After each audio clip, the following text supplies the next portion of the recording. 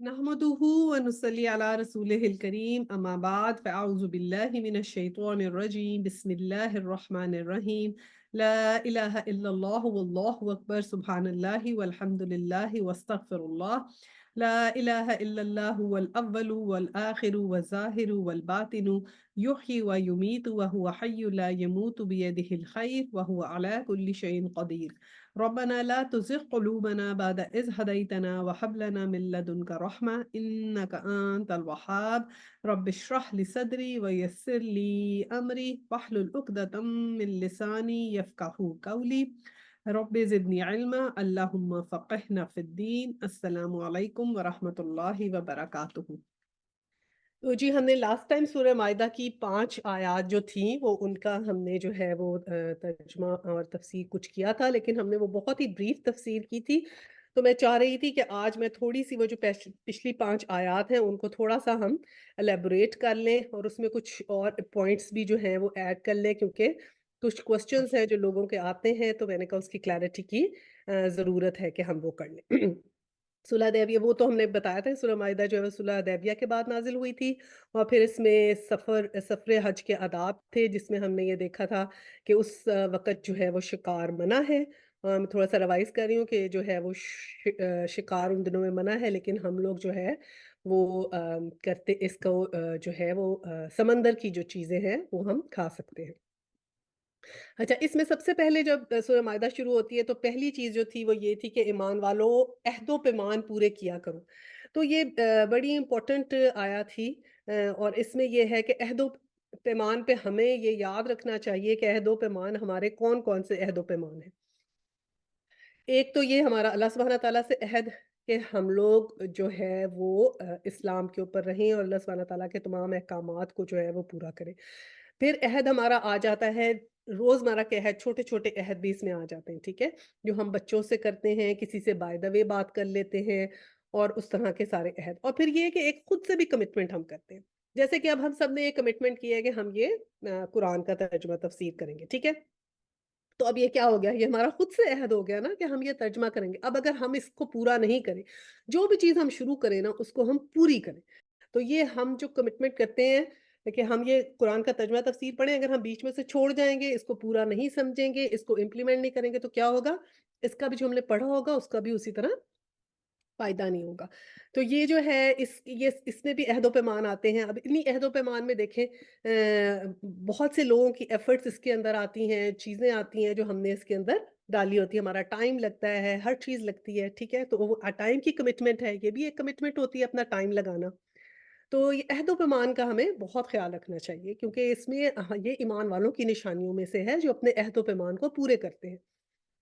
اور پھر ایسے کئی دفعہ ہم کیجولی بھی بات کرتے ہیں نا، اس کا بھی خیال رکھا کریں. کئی دفعہ ہم اپنے آپ سے کمٹ کرتے ہیں، میں ایکسرسائز کروں گی، میں یہ کروں گی، یا ابھی رمضان آ رہا ہے، یہ میں نے اس کے اندر ایڈ کرنا تھا کہ رمضان کے اندر بھی جو ہم اپنے سے عہد و پیما کریں، ابھی سے کریں، اپنے آپ سے کمٹ ہم کریں کہ اب رمضان شروع ہونے والا ہے تو ہم نے کیا کیا رمضان میں کرنا ہے، اور پھر جو ہم عہد و پیما اپنے سے کریں ان کو پورا مکمل کرنے کی، کمپلیٹ کرنے کی کوشش کریں. کیونکہ یہی پھر ہماری نشانی ہے کہ ہمارے پاس بہت اچھی اپرچونٹی ہے کہ رمضان آ رہا ہے اور ہم اس میں بہت بہت کوشش کر کے اپنے آپ کو امپروو کریں. کیونکہ ہم چاہتے ہیں کہ ہمارا ایسا رمضان ہو جو جیسا ہم نے پہلے نہیں گزارا، اور یہ بھی سوچ کے کہ پتہ نہیں آگے ہمیں ملے گا کہ نہیں ملے گا.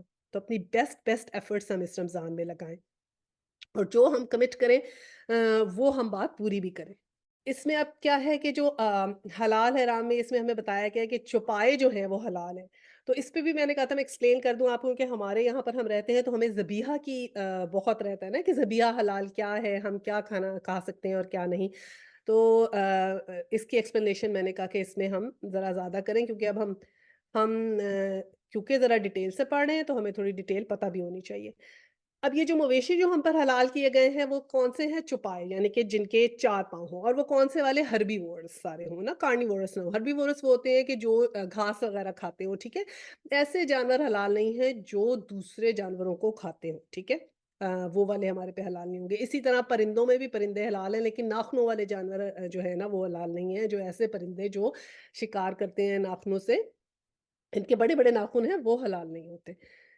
تو یہ چیز امپورٹنٹ ہے اس کے اندر دیکھنے والی. اور پھر اس کے اندر جو ہے شکار کا ہمیں بتایا گیا ہے کہ جو حلال ہمارے پہ احرام کے دوران شکار جو ہے وہ حلال نہیں ہے.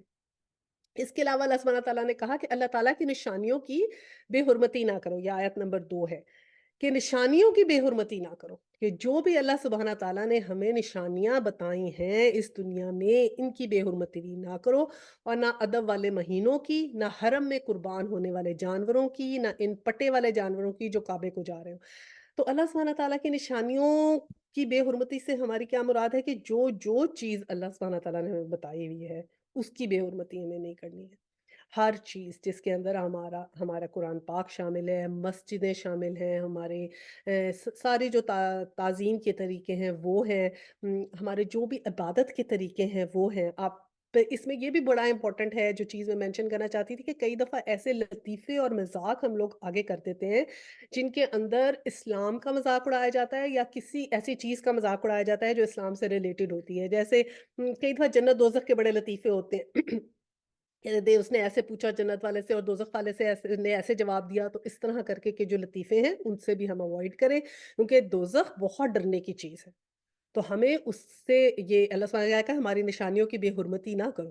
اور پھر کیا ہے کہ اسی طرح جیسے ہم کئی دفعہ میں نے دیکھا ہے کچھ لطیفے ایسے آتے ہیں کہ کوئی نماز پڑھ رہے ہیں اور نماز میں نیچے چلے گئے اور اچانک سے آواز آئی یا کسی نے کوئی نماز میں سے اٹھایا تو وہ نماز کے اندر سے ہی کوشش کر رہا ہے کہ میرا یہ کھانا واپس ہو جائے. اس طرح کے مطلب لطیفے، کوئی بھی لطیفہ آپ ایسے فارورڈ نہ کریں جس کے اندر ہمارے ریلیجن کا ذکر ہو رہا ہو اور ریلیجن کے طریقے سے آپ کسی چیز کو مذاق کے طور پہ یوز کیا ہو کیونکہ یہ انہی چیزوں میں آ جاتا ہے and we have to be very careful with all those things. اچھا آگے پھر ادب والے مہینے، وہ تو ہمیں جو 4 مہینے تھے نا، ذوالقعدہ، ذی الحج، حرم اور رجب، یہ والے 4 مہینے ہیں. ان کے اندر جو تھے وہ لڑائی منع تھی. لیکن ہوتا کیا تھا کہ وہاں پر مشرکین جو تھے وہ اپنی مرضی سے اس کا ٹائم ایکسٹینڈ اور کر لیتے تھے، کبھی کم کر لیتے تھے. جہاں ان کو فائدہ نظر آتا تھا اس کو جو تھا نا ٹائم آگے پیچھے کر لیتے تھے. تو اس چیز سے منع کیا گیا ہے. اور پھر یہ بھی دیکھے کہا گیا ہے کہ جو پٹے والے جانور جو انہوں نے لگائی ہوتی ہے نا نشانے کے یا قربانی کے جانور ہیں، تو وہ جو بیت اللہ میں جا رہے ہوتے تھے قصد کر کے اللہ سبحانہ تعالیٰ کے فضل سے، تو اب ان کو بھی منع کیا. اب یہ آپ دیکھیں کہ اس زمانے میں جس وقت یہ جو تھے نا وہ غیر مسلمز وہ حج کی نیت سے جاتے تھے. ٹھیک ہے نا، وہاں تو کعبہ میں تو ہوتا تھا نا، اس زمانے میں بھی جایا کرتے تھے عبادت کے لیے. تو وہ لوگ جو جانور لے کے جاتے تھے ان پہ بھی پٹے لگائے تھے. تو ان کو بھی اللہ سبحانہ تعالیٰ نے کہا کہ ان کے لیے بھی تم نے ان کو بھی نہیں تم چھیڑو. تو اس سے ہمیں یہ بھی پتہ لگتا ہے کہ ہمیں اور ریلیجنز کو بھی ضرورت سے زیادہ، یہ بھی قرآن پاک میں منع کیا گیا ہے کہ اور ریلیجن والوں کے جو خدا ہیں ان کو گالیاں نہ نکالو یا ان کو برا بلا نہ کہو. یہ بھی منع کیا ہوا ہے. تو یہ بات ہمیں پتہ چلنی چاہیے کہ ہمیں ذہن میں ہونی چاہیے کہ ہم دوسروں کی بھی ریلیجن کو اس طرح تہذیب امیز طریقے سے نہیں ہم بات کر سکتے. اچھا جی، اب آگے پھر آگے اللہ سبحانہ تعالیٰ نے یہی کہا کہ آپ احرام اتار کے آپ پھر شکار کر سکتے ہیں. اور پھر یہ کہا کہ نیکی اور پرہیزگاری میں ایک دوسرے کی امداد کرتے رہو اور گناہ اور ظلم و زیادتی میں مدد نہ کرو. تو نیکی اور پرہیزگاری میں تو ہم نے بات کی تھی نا کہ ایسے آگے سے آگے ہمارے جو ہے نا بڑھتے جاتے ہیں. جو نیکی کے نشانیاں ہوتی ہیں نا، جیسے جگہ جگہ نشان ہے، جو ہم جیسے انویسٹیگیشن نہیں ہوتی ہے کہ ہر جگہ پہ جاتے ہیں کہ ادھر یہ ذرے پہ نشان ہے، اس پہ یہ ہے، اس پہ یہ ہے. تو ایسے اللہ سبحانہ تعالیٰ کے پاس تمام وہ جو ہے نا موجود ہوں گے اس وقت، آپ سمجھے ایویڈنسز موجود ہوں گے کہ جہاں جہاں ہم نے نیکی کی ہوگی اس کے، اور جہاں جہاں ہماری بدی پھیل رہی ہوگی اس کی بھی. اگر ہمیں دیکھ کے کسی نے کوئی بری بات کر لی یا چیز کی تو اس کے بھی ایسے نشانات ہوں گے جو اس دن ہمارے سامنے آئیں گے. اچھا جی، اور اب ہے آیا نمبر 3. اس میں تم پر مردار حرام کیا گیا اور خون اور خنزیر کا گوشت. اب مردار تو حرام ہے، ٹھیک ہے، جو مر جائے جانور اس کو یہ نہیں کر سکتے کہ مر گیا تو اسے ذبح کر لے یا شکار کر لیں، اس طرح وہ حرام ہے. خون جو ہے وہ حرام ہے. خون دیکھیں نا، ہر جگہ آپ کو یہ نہیں ملے گا کہ خون حرام ہو. ایون یہ کہ بلڈی ٹوفوز ملتے ہیں اور بھی بہت سے یہ لوگ یہ ایسے بناتے ہیں جو سوسیجز ٹائپ کی آنتڑیوں کے اندر خون بھر کے تو اس کی یہ بناتے ہیں ڈشز وغیرہ. تو خون جو بہتا ہوا خون ہے وہ حرام ہے. جو گوشت جیسے ہم پکاتے ہیں اس کے اندر خون ہوتا ہے تو ہم سمجھے اب یہ حرام ہے، وہ والا خون حرام نہیں، وہ آپ پکا لیتے ہیں لیکن ایٹ سیلف خون کھانا پینا یا وہ اس کو استعمال کرنا ایز اے غذا حرام ہے. ٹھیک ہے. پھر جو خنزیر کا گوشت حرام ہے. اب جو وہ کھاتا ہے نا اس کے چیزیں اس پہ افیکٹ کرتی ہیں. اس میں دونوں چیزیں آ جاتی ہیں. ایک یہ کہ ہم کیا چیز کھا رہے ہیں، نیوٹریشن وائز جو ہم چیز کھا رہے ہیں وہ کیا ہے، اور دوسری یہ کہ حلال ہے یا حرام ہے، طریقے سے کمائی ہوئی چیز بھی اس کے اندر ہے کہ اگر حرام کمائی سے ہم حلال چیز کھائیں گے تو بھی ہمیں اس کا فائدہ نہیں ہوگا. حلال چیزوں کا کھانا امپورٹنٹ ہے. دیکھیں جیسے ہمیں اللہ سبحانہ تعالیٰ نے کہا ہے نا کہ یہ آپ نے جو جانور ایسے ہیں جو کارنیورس ہیں وہ نہیں آپ کھائیں، ہربی وورس جانور کھائیں تاکہ وہ والی چیزیں ہمارے اندر آئیں. جو یہ ہوتا ہے نا خنزیر، اس کے اندر کیا ہے کہ اس کی بہت شہوت بہت زیادہ ہے اور اس کے اندر یہ نیٹ کلین بھی نہیں ہے. ٹھیک ہے، ذرا گندا جانور ہے. تو اس کو جب ہم کھاتے ہیں یا جو لوگ اس کو کھاتے ہیں تو ان کو پھر وہ ہی چیزیں زیادہ ہو جاتی اور پھر وہ کیا ہوتا ہے، پرورژن آنے لگ جاتی ہے ان لوگوں میں جو پھر یہ چیزیں کھاتے ہیں. تو پھر اسی کا افیکٹ ہوتا ہے کہ پرورژن آتی ہے اور پھر بہت ساری چیزیں جو ہیں وہ اس سے جو ایک نارمل ہیومن بینگ سے آپ اللہ سبحانہ تعالیٰ کا نا غلو نہ کرو. غلو کا مطلب ہے کسی بھی چیز میں حد سے نہ بڑھو، ہر چیز ایک اعتدال کے ساتھ کرنی چاہیے. تو غلو میں کیا یہی بات بھی آ جاتی ہے کہ جب آپ شہوت بھی حد سے زیادہ کر لیں گے تو وہ بھی غلو ہے.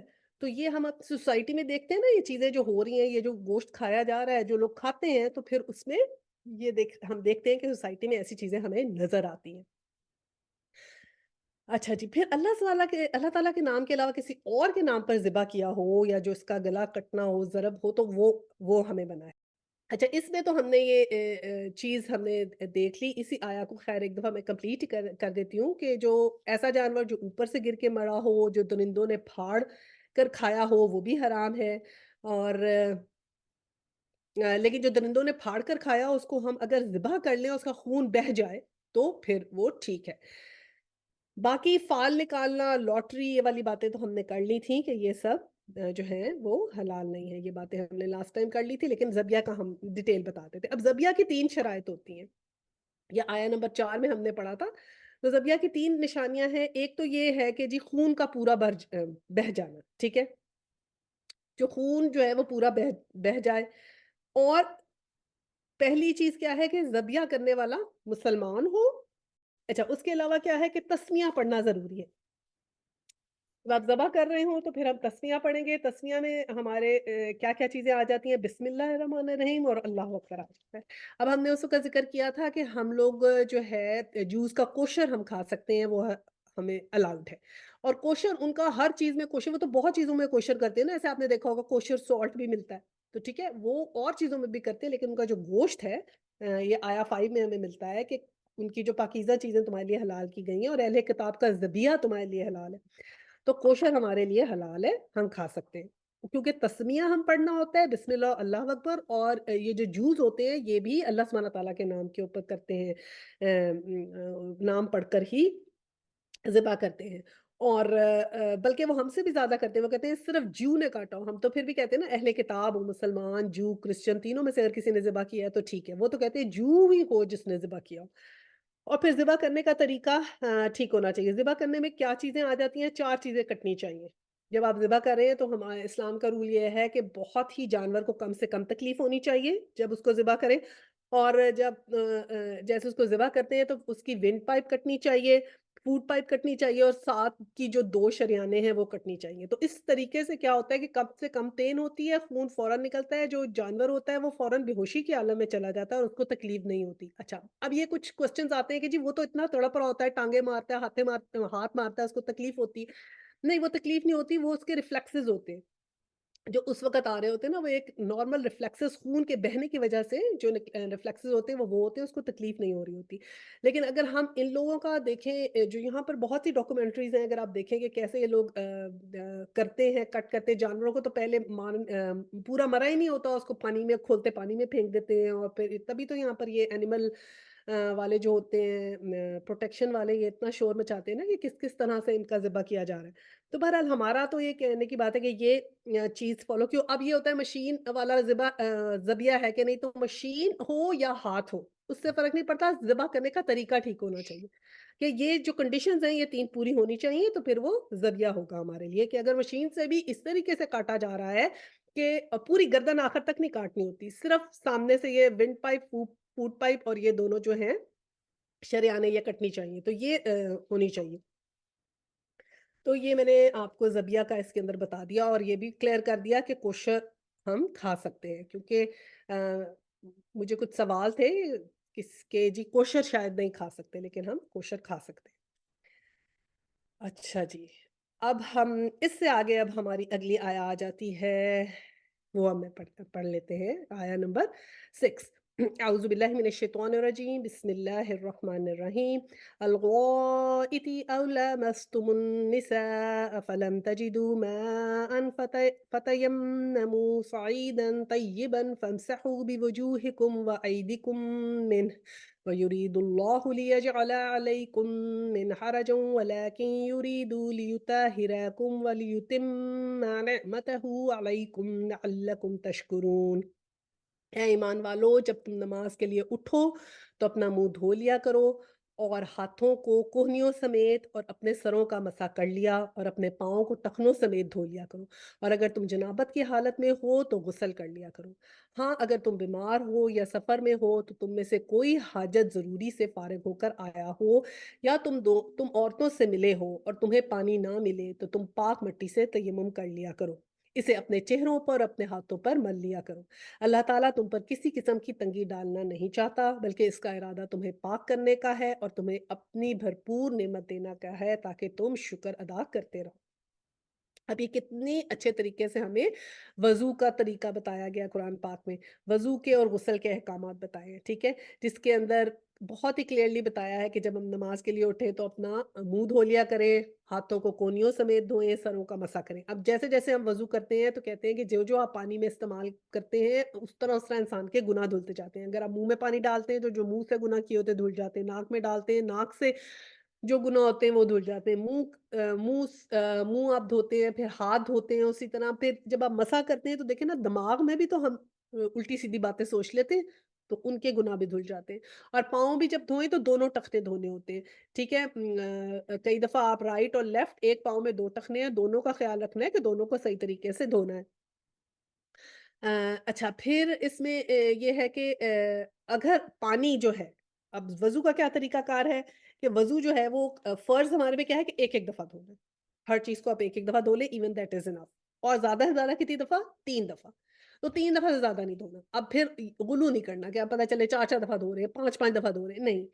4 5 دفعہ جو حکم ہے جیسے ہے ویسے ہی کرنا ہے. ایک دفعہ کم از کم، ورنہ 3 دفعہ. ایک ایک دفعہ کر کے بھی آپ کا وضو ہو جاتا ہے. اور پھر پانی ضرورت سے زیادہ بہانے کی ضرورت نہیں ہے. یہ جو ہم سمجھتے ہیں کہ پانی بس بہت کا بہت ہی بہایا ہو، نہیں.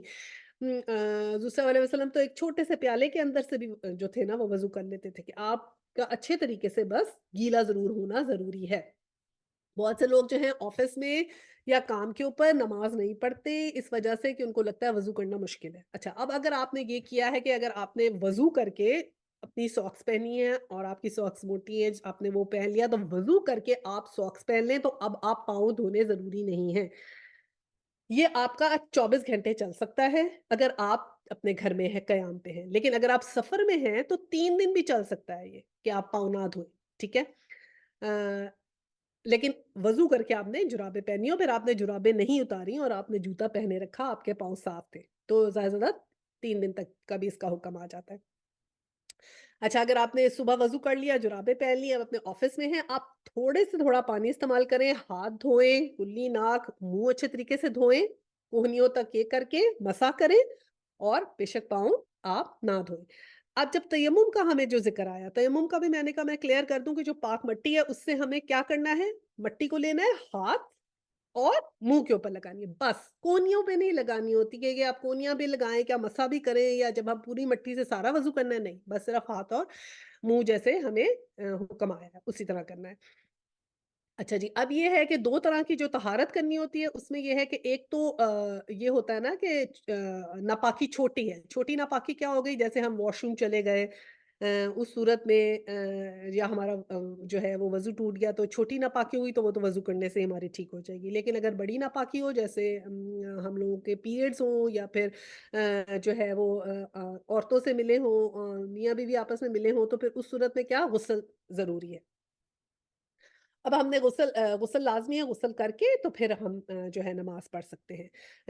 لیکن اگر کوئی بیمار ہے یا سفر میں ہے اور اس وقت پانی نہیں ہے، تو چاہے عورتوں سے بھی ملنے ہوں تو بھی پاک مٹی سے تیمم کر سکتے ہیں، اگر پانی نہیں ہے، ٹھیک ہے؟ تو یہ ابھی ہم نے آگے اسی آیت میں ہے کہ پاک مٹی سے تیمم کر لو اور اپنے چہروں پر اور ہاتھوں پر مل لیا کرو، یہ کلیئرلی قرآن پاک میں لکھا ہوا ہے، ٹھیک ہے؟ اللہ تعالیٰ تم پہ کسی قسم کی تنگی ڈالنا نہیں چاہتا، بلکہ اس کا ارادہ تمہیں پاک کرنے کا ہے اور تمہیں اپنی بھرپور نعمت دینے کا ہے تاکہ تم شکر ادا کرو۔ اچھا جی، تو یہ باتیں کلیئر ہو گئی۔ اس کے بعد یہ ہے کہ ہم لوگ جو ہیں اپنا بہت بہت خیال رکھیں کہ ہم لوگ کوئی ہماری نماز مس نہ ہو، رمضان شریف میں ٹائم کے اوپر ہم نماز پڑھیں۔ اور نماز کا بھی میں کلیئر کر دوں کہ دیکھیں ایسے ہوتا ہے کہ جو اللہ سبحانہ تعالیٰ نے رخصت دی ہے نا، وہ ہمیں رخصت ہم لے سکتے ہیں۔ اسی طرح نمازوں کا بھی یہ ذکر ہے کہ نماز جو ہے، جو فرض نماز ہے وہ ہی فرض ہے۔ دیکھیں کئی دفعہ اپنی انٹینشن سے کچھ لوگ اچھے نیت سے، جیسے یہ بتانا شروع کیا کہ جی نمازیں جو ہیں وہ لمبی والی نمازیں، سنتیں بھی آئیں، سنت موقدہ آئی، سنت غیر موقدہ اس کے اندر شامل کی ہوتی ہیں۔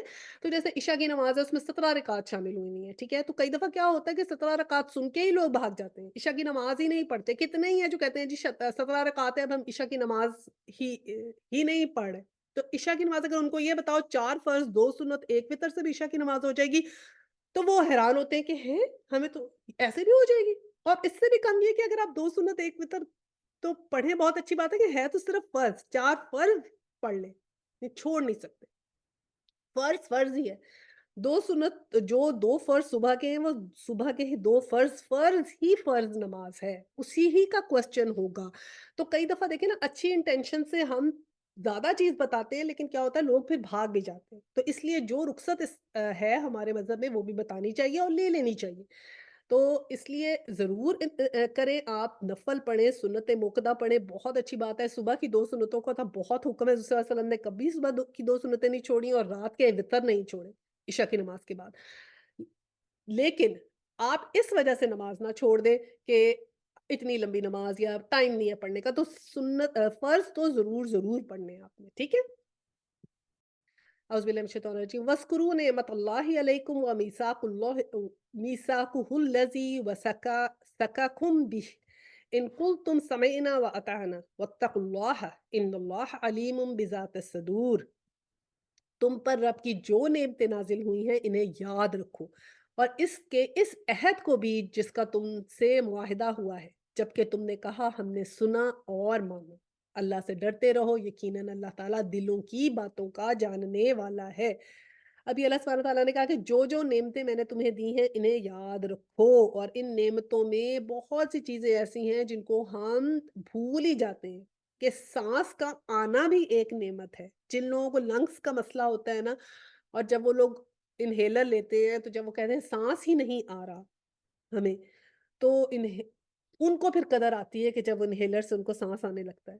تو سانس آنا بھی ایک نعمت ہے، کہ ہم سوچتے بھی نہیں ہیں کہ سانس آنا ایک نعمت ہے۔ تو جو جو نعمتیں اللہ سبحانہ تعالیٰ نے ہمیں دی ہیں، نظر سے دیکھنا، جب ایک نظر کمزور ہو جاتی ہے یا ایک آنکھ کی بھی بینائی جانے لگے نا، تو انسان کو اس وقت احساس ہوتا ہے کہ جب نظر آ رہا تھا تو کتنی نعمت تھی میرے پاس۔ تو الحمدللہ جب تک ہمارے پاس یہ تمام نعمتیں ہیں، ہم ان کا اللہ سبحانہ تعالیٰ سے شکر ادا کرتے رہیں، ٹھیک ہے؟ اور آج ہمارے پاس یہ زندگی ہے، جو یہ نعمت ہے ہمارے پاس، یہ ٹائم ہے، یہ نعمت ہے ہمارے پاس، یہ جو وقت ہمیں مل گیا ہے رمضان کا۔ صحابہ اکرام جو تھے 6 مہینے پہلے سے رمضان کے لیے دعائیں کرنا شروع کرتے تھے کہ ہمیں یہ رمضان مل جائے۔ تو اگر آج ہمیں یہ رمضان انشاءاللہ تعالیٰ مل رہا ہے، تو ہم نے اس کی قدر کرنی ہے، اور ان تمام نعمتوں کی قدر کرنی ہے جو اللہ سبحانہ تعالیٰ نے ہمیں دی ہیں، اور بہت بہت اللہ سبحانہ تعالیٰ کا شکر ادا کریں۔ اللہ سبحانہ تعالیٰ کہتے ہیں کہ جو شکر ادا کرتا ہے، قرآن پاک میں ہے، تو ہم اس کی شکر گزاری کی وجہ سے اس کو اور دیتے ہیں، اور جو ناشکری کرتا ہے تو پھر اس کو ہم نہیں دیتے. تو ناشکری کرنے اور شکر گزاری کرنے میں بھی ہمیں مطلب شکر گزاری تو ہم دن رات ہی ہمیں کرنی چاہیے. دیکھیے یہ تو ہمیں پتا تھا کہ شکر گزاری جب حضور صلی اللہ علیہ وسلم کے پاس کوئی ایسی چیز ہوتی تھی نا کہ شکر گزاری کا موقع ہوتا تھا یا کچھ زیادہ گریٹیٹیوڈ شکر ہے تو ہمیشہ سجدہ شکر کرتے تھے. بہت زیادہ فضیلت ہے سجدہ شکر کرنے کی اور سجدہ استغفار کرنے کی. اللہ سبحانہ تعالیٰ کو بہت بہت پسند ہے. تو اس لیے ہم یہ اپنی عادت بنائیں کہ جب ہمارے پاس کوئی بلیسنگ آتی ہے، کوئی اللہ سبحانہ تعالیٰ کی طرف سے اچھی خبر آتی ہے تو ہم فوراً سجدہ شکر ادا کریں. اور ضرور نماز کے بعد سجدہ استغفار کر لیا کریں. رمضان آ رہی ہے، میک اٹ اے پریکٹس، ہر نماز کے بعد سجدہ شکر اور سجدہ استغفار کر لیا کریں. اللہ سبحانہ تعالیٰ کو سجدہ شکر اور سجدہ استغفار بہت بہت پسند ہے. لیکن جو بات ہم نے لرن کی، امرین نے پوچھا اور میں نے بھی امرین کے ساتھ ہی میرا نالج بڑھا کہ حضور صلی اللہ علیہ وسلم سجدہ شکر ہی کرتے تھے. صرف ہم لوگ کئی دفعہ ایسے کرتے ہیں کہ 2 نفل پڑھ لیں شکرانے کے، ٹھیک ہے، تو وہ نہیں کرتے تھے حضور پاک صلی اللہ علیہ وسلم. تو 2 نفل شکرانے کے نہیں ہیں. اگر آپ نے شکرانہ ادا کرنا ہے تو آپ سجدہ شکر ہی کریں اور فوراً کریں. یعنی کہ سجدہ شکر ایسے کہ ادھر خبر آئی اور ادھر آپ نے ادھر ہی سجدہ شکر کر لیا، ٹھیک ہے. تو اس طرح ہے. تو جہاں بھی آپ کو موقع ملے پڑھیں. اور یہ بھی چیز میں نے کہا کلیئر کر دوں کہ ہم لوگ اکثر سمجھتے ہیں کہ اب ہم نفل پڑھیں گے شکرانے کے، لیکن سجدہ شکر ہی صلی اللہ علیہ وسلم نے ہمیشہ کیا. سنت سے ہمیں صرف یہی طریقہ ملتا ہے کہ جب بھی گریٹیٹیوڈ کا آیا وقت آپ نے سجدہ شکر کیا، اینڈ دیٹ از انف. ٹھیک ہے، یہ ہو گیا. اس کے بعد اللہ سبحانہ تعالیٰ نے یہ کہا ہے کہ میرا جو میں نے تمہیں نعمتیں دی ہیں اسے یاد رکھو اور جو عہد تم نے مجھ سے کیا ہے وہ پورا کرو. اب یہ کون سے عہد کا ذکر ہو رہا ہے؟ اب روحیں اللہ سبحانہ تعالیٰ نے بنائی اور پھر اللہ سبحانہ تعالیٰ نے تمام روحوں سے لیا. اب آپ اور ہم کہیں ہمیں تو یاد نہیں، ہم نے وعدہ کیا. تو بہت سی چیزیں انسان کی ایسی ہیں جو ہمیں نہیں یاد یا ہمیں نہیں پتا. تو اب ہمیں پتہ چل جاتا ہے جب ہم قرآن پاک پڑھتے کہ ہم نے اللہ سبحانہ سے، ہماری روحوں نے اللہ سبحانہ تعالیٰ سے عہد کیا. اور یہ ہم نے جب شروع کی تھی سورہ مائدہ، پہلا چیز کیا تھی؟ عہد و پیمان پورے کرو. مسلم کی کیا نشانی ہے ایمان کی کہ جو اپنے عہد پورے کرتے. اور اللہ سبحانہ تعالیٰ سے ہم نے کیا عہد کیا؟ اس کل تم سمینا و اطانا، یہ ہم عہد کر آئے ہیں کہ ہم ادھر سنیں گے اور ادھر اطاعت کریں گے. اور پھر اگر ہم کسی چیز کی اطاعت نہیں کریں گے تو پھر ہم ایک تو اطاعت نہیں کریں، دوسرا اپنا عہد بھی توڑیں.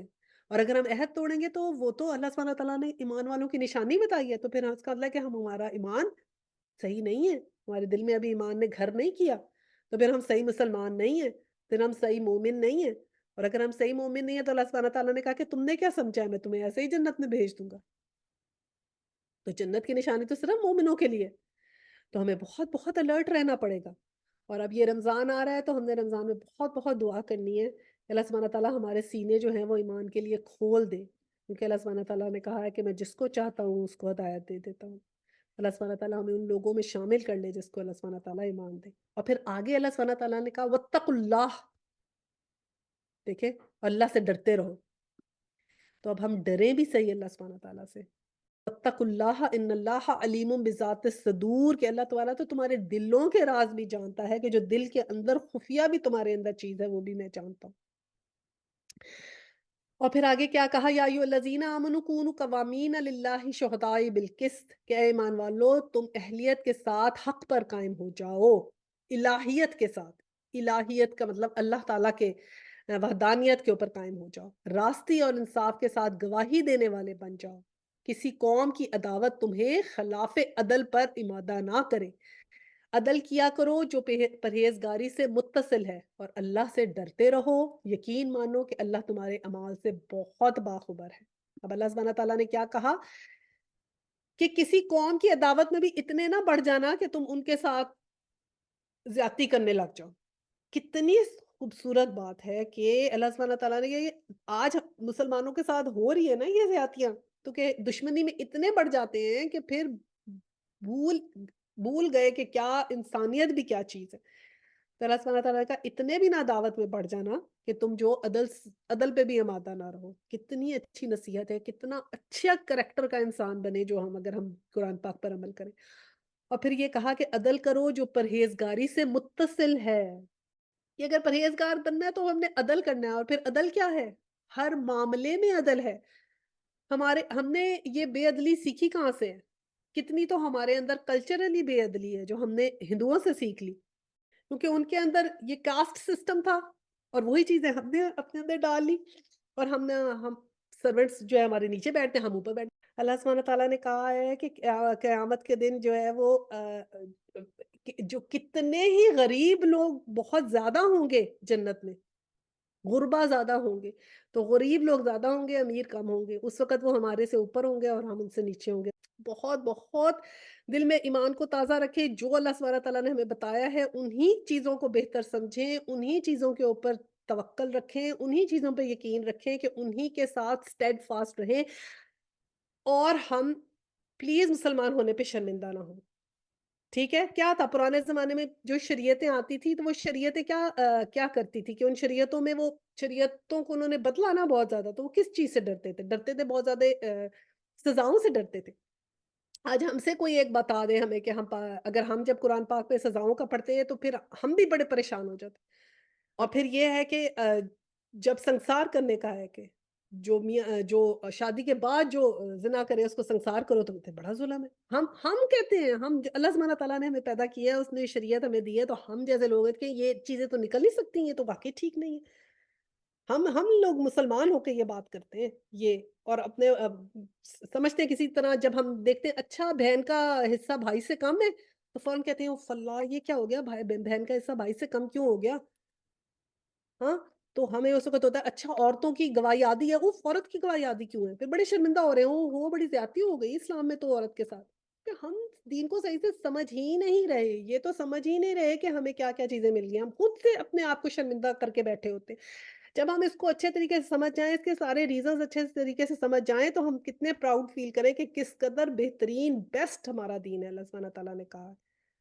تو یہ ہم اپنے آپ کو چیک بیلنس کریں کہ اللہ سبحانہ تعالیٰ سے ہم وعدہ کر کے آئے ہیں کہ سمینا و اطانا، کہ ہم سنیں گے اور اطاعت کریں گے، اور اللہ سبحانہ تعالیٰ نے کہا واتقوا اللہ، مجھ سے ڈرتے رہو، ان اللہ خبیر بما تعملون، کہ میں تمہارے تمام اعمال سے بہت باخبر ہوں۔ ٹھیک ہے، تو آج ہم اس کو یہیں تک کریں گے، چلیں پھر دعا کرتے ہیں۔ وآخر الدعوانا ان الحمد للہ رب العالمین، سبحانک اللہم و بحمدک، نشہد ان لا الہ الا انت، استغفرک و اتوب الیہ۔ السلام علیکم ورحمۃ اللہ وبرکاتہ۔